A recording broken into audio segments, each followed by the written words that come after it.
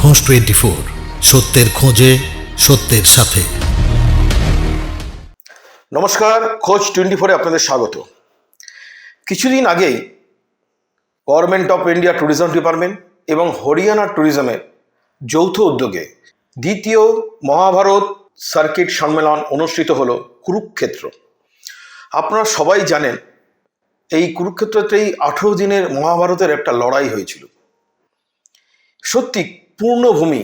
আমরা যখন গেলাম বিভিন্ন জায়গায় ঘুরলাম এবং প্রত্যেকটা জায়গায় ইতিহাস লুকিয়ে আছে। সেই ইতিহাসগুলোই আপনাদের সামনে তুলে ধরবো আমরা। আজকে প্রথম দেখব কুরুক্ষেত্র নিয়ে কি হয়েছিল। চলুন দেখি।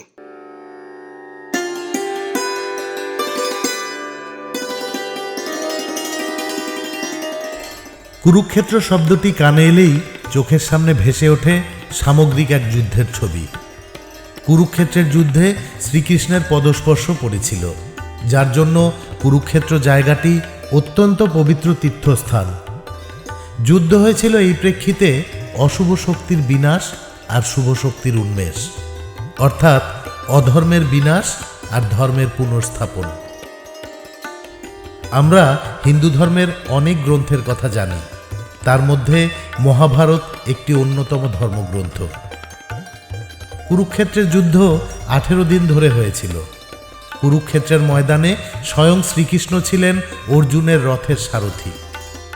ভগবান শ্রীকৃষ্ণ অর্জুনকে এখানে যে উপদেশ দিয়েছিলেন সেখান থেকেই রচিত হয় শ্রীমদ্ ভগবদ গীতা, যা আজও আমাদের কাছে ভীষণ গুরুত্বপূর্ণ। কুরুক্ষেত্রের যুদ্ধ মাঠে কেন করা হয়েছিল তা আমাদের অনেকেরই অজানা।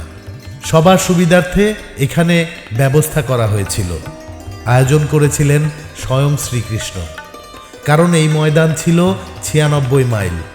তাছাড়া 7টি নদী, 7টি বন ও 4টি কূপ ছিল। কৃষ্ণ জানতেন এই যুদ্ধে প্রচুর মানুষ মারা যাবে, তাই সেই মৃত মানুষদের আত্মার গমনের পথটা যাতে স্বাচ্ছন্দ্যময় হয়, তাই তিনি এই পথটাকে সুরক্ষিত রাখবার জন্য এই স্থানটাকে বেছে নিয়েছিলেন। কুরুক্ষেত্রের যুদ্ধে মোট সৈন্য সামন্ত ঘোড়া হাতি নিয়ে প্রায় 39,36,660 জন ছিল। পাণ্ডব ও কৌরবদের মধ্যে যুদ্ধটা হয়েছিল ন্যায়ের সঙ্গে অন্যায়ের। যজাতির ছিল 3 পুত্র। জ্যেষ্ঠ পুত্রের নাম যদু। এই যদু থেকেই সৃষ্টি যদু বংশের। কনিষ্ঠ পুত্রের নাম ছিল কুরু। কুরু থেকে আসে কুরু বংশ। ভগবান কৃষ্ণ এই যদু বংশের অবতার রূপে অবতরণ করেন। রাজা শান্তনুর 2 পত্নী, যথা গঙ্গা ও সত্যবতী। সত্যবতীর 2 সন্তান, চিত্রাঙ্গদা ও বিচিত্রবীর্য। এই বিচিত্রবীর্যের পুত্র হল ধৃতরাষ্ট্র ও পাণ্ডু, আর এখান থেকেই শুরু হয় পাণ্ডব ও কৌরব বংশ। এর মধ্যে যিনি কুরু রাজা ছিলেন, তিনি ধ্যান ও তপস্যা যে স্থানে করেন সেই স্থানটির নাম কুরুক্ষেত্র। এই যুদ্ধের কাহিনী শুরু রাজসিংহাসনের অধিকার নিয়ে। পিতৃসত্য পালনের স্বার্থে শান্তনুর পুত্র দেবব্রত আজীবন বিবাহ করেননি, রাজসিংহাসনে বসেননি। এমন প্রতিজ্ঞার কারণে দেবব্রতর নাম দেয়া হয়েছিল ভীষ্ম। ভীষ্ম রাজদায়িত্ব গ্রহণ না করায় তার কনিষ্ঠ ভ্রাতা বিচিত্রবীর্য রাজ্য পরিচালনা করতেন। বিচিত্রবীর্যের উত্তরাধিকারী ছিলেন জ্যেষ্ঠ পুত্র ধৃতরাষ্ট্র, কিন্তু তিনি ছিলেন জন্মান্ধ। বিচিত্রবীর্যের পর সিংহাসনে আরোহণ করেন পাণ্ডু। পাণ্ডুর অকাল মৃত্যুতে রাজা হন ধৃতরাষ্ট্র। তারপর প্রশ্ন ওঠে, কে হবে পরবর্তী রাজা, পাণ্ডুর পুত্র না ধৃতরাষ্ট্রের পুত্র? এই প্রশ্ন ঘিরে পারিবারিক বিবাদ নানা ষড়যন্ত্রের মধ্য দিয়ে কুরুক্ষেত্রের যুদ্ধে পর্যবসিত হয় এবং যুদ্ধে জয়ী হয় পাণ্ডব পক্ষ। রাজদণ্ড লাভ করেন পাণ্ডুপুত্র যুধিষ্ঠির। এ যুদ্ধে ধৃতরাষ্ট্রের জ্যেষ্ঠ পুত্র দুর্যোধন সহ 100 পুত্রের জীবনাবসান হয়। কুরুক্ষেত্রের যুদ্ধে শ্রীকৃষ্ণ অস্ত্র ধারণ করেননি, তবে তিনি পাণ্ডবদের পক্ষে অর্জুনদের যুদ্ধরথের সারথি হন। আবার অন্যদিকে কুরুপক্ষকে তিনি নারায়ণী সেনা দিয়ে সাহায্য করেন। যুদ্ধের 10ম দিনে ভীষ্ম সরসজ্জায় শায়িত হন। 11 দিনে দ্রোণাচার্য সেনাপতি হন। 13 দিন শেষ হয় চক্রব্যূহে অর্জুনপুত্র অভিমন্যুর মৃত্যু দিয়ে। 18তম দিনে দুর্যোধনের মৃত্যুতে যুদ্ধ সমাপ্ত হয়।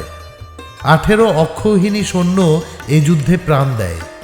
কুরুক্ষেত্র ভারতবর্ষের হরিয়ানা রাজ্যে অবস্থিত মহাভারতের সবচেয়ে গুরুত্বপূর্ণ স্থান।